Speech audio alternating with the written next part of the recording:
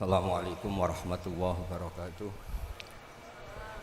Alhamdulillahirabbil alamin wassalatu wassalamu ala asyrofil mursalin sayyidina wa maulana Muhammadin wa ala alihi washabihi asma'in amma ba'du.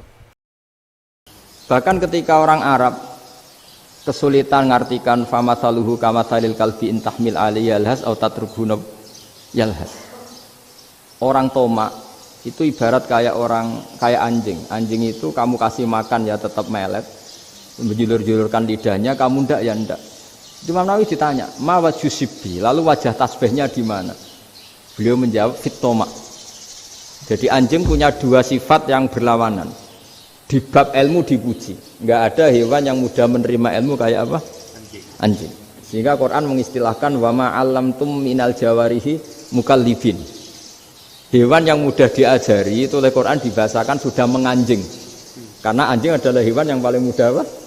Diajarin. Itu diakui oleh Quran wa ma 'allamtum minal jawarihi mukallibin.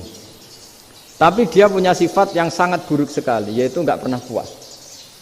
Makanya ketika Bal'am bin Ba'ura, ada tokoh yang kedonyan ya, itu kalau diistilahkan Quran walakinnahu akhlada ilal ardi wattaba'a hawa famathaluhu kamathalil kalbi in tahmil 'alaihi yalhas aw tatrukhu yalhas. Jadi anjing punya dua sifat yang berlawanan.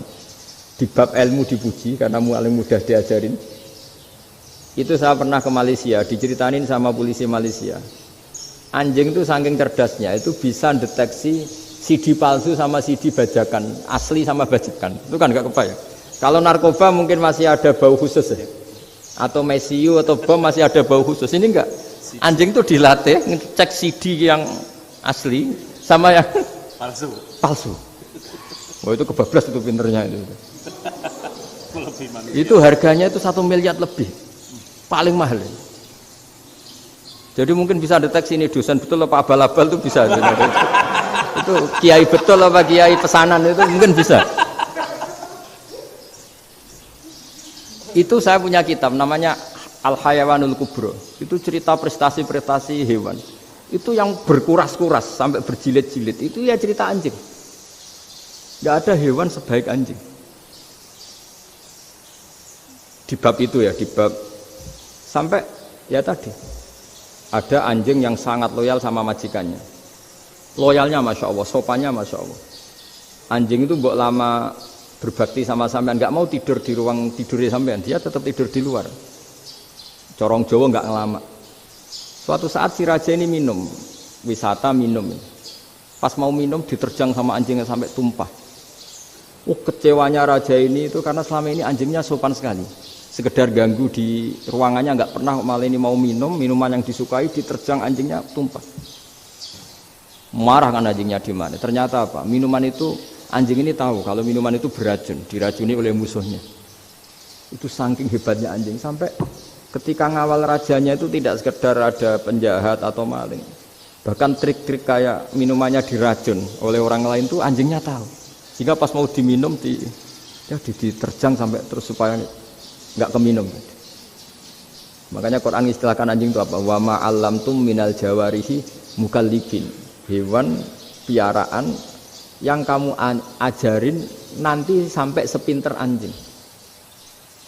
Makanya Ashabul Kahfi itu ketika ngajak anjing tadi, beliau tidur, anjing itu tidurnya bil wasit, wakal buhum basitun dzira'aihi bil wasit.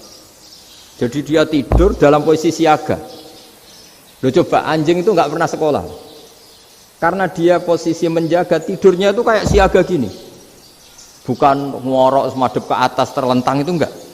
Andai kan dia tidur terlentang itu kan yang mau mengganggu kan, wah asune turu, itu enggak. Dia tidur posisi siaga, makanya disebut lawit tolak ta'alaihim lawalaita minhum firaron. Kalau kamu melihat anjing itu pasti lari karena dia posisi siap merekam. Jadi tidur tapi posisi siap merekam. Jadi matanya tetap terbelalak kayak siaga. Padahal itu enggak diperintah, ya dia memang punya nalar untuk itu. Ini disebut wa ma 'allamtum minal jawarihi mukallibin. Dan dalam teori modern juga gitu.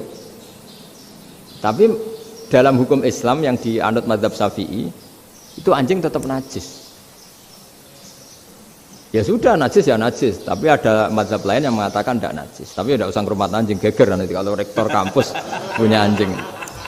Tapi ilmu itu bagus untuk kelangenan kadang. Andai kan tidak ada mazhab Malik, maka kita kesulitan menceritakan Ashabul Kahfi yang hewan piaraannya itu anjing. Tapi misalnya anjing disucikan, kita juga nanti susah menjelaskan hadis Nabi malaikat itu tidak masuk rumah yang di situ ada apa? Anjing. Maka ilmu itu, makanya kata Imam Sa'roni, sebagian ilmu itu memang kelangenan, tapi nggak boleh jadi praktek. Tapi harus ada. Misalnya begini, contoh paling gampang. Api dalam mazhab Syafi'i kan alat pensuci hanya dua, air dan tanah. Ya saya ulang lagi, air dan tanah, yaitu tanah untuk mensucikan najis anjing. Imam Abu Hanifah menambahkan api. Mazhab Syafi'i itu agak kesulitan ketika ada batu bata dibikin dari tanah-tanah yang bercampur kotoran. Mazhab Syafi'i akan kesulitan karena di situ ada najis yang jadi materinya bata. Hukumnya gimana kalau nanti dipakai masjid? Tapi barokahnya ada beberapa mazhab. Abu Hanifah mengatakan dan api. Jadi apa tadi air, tanah, api. Alasannya masuk akal. Ketika usatul mukminin, orang-orang mukmin yang ahli maksiat itu sebelum masuk surga, kalau dia dosanya banyak itu dibakar dulu supaya suci. Emas itu untuk memisahkan dengan materi lain juga harus dibakar.